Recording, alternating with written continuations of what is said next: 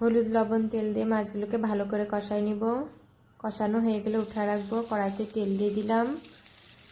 তেল গরম হয়ে গেলে দিয়ে দিলাম পেঁয়াজ কুচি। পেঁয়াজ কুচিটাকে ভালো করে নাড়াচাড়া করে একটু লাল করে নিব।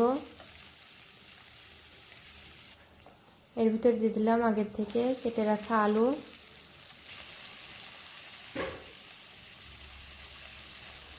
আলু আর পেঁয়াজ একসাথে নাড়াচাড়া করব যাতে আলুর সাথে পেঁয়াজগুলো একটু ভাজা ভাজা হয়ে যায়।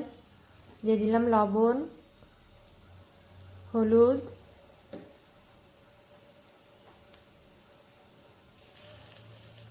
পেঁয়াজ বাটা,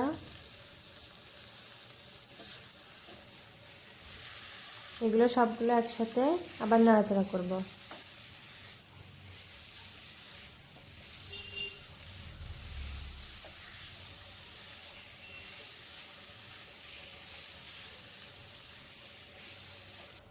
একটু ভাজা ভাজা হয়ে গেলে দিয়ে দিলাম রসুন বাটা, জিরা বাটা,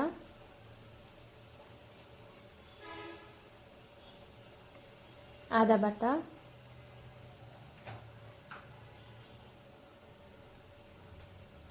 কাঁচামরিচ বাটা।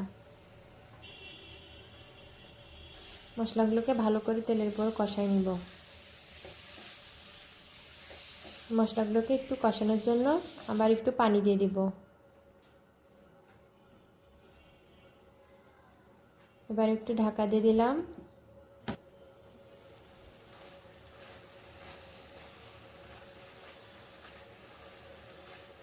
ঢাকনা উঠাইয়ে ভালো করে কষাই নিলাম মশলাগুলোকে।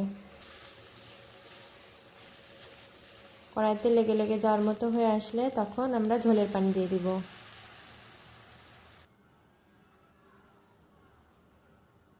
বলক আসলে কয়েক টুকরা টমেটো দিয়ে দিব।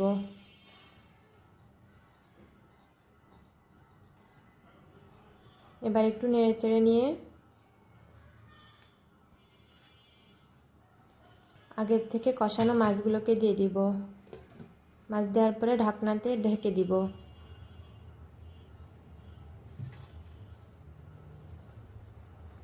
ঢাকনা উঠায় আবার একটু নাড়াচাড়া করব, আবার ঢেকে দিলাম।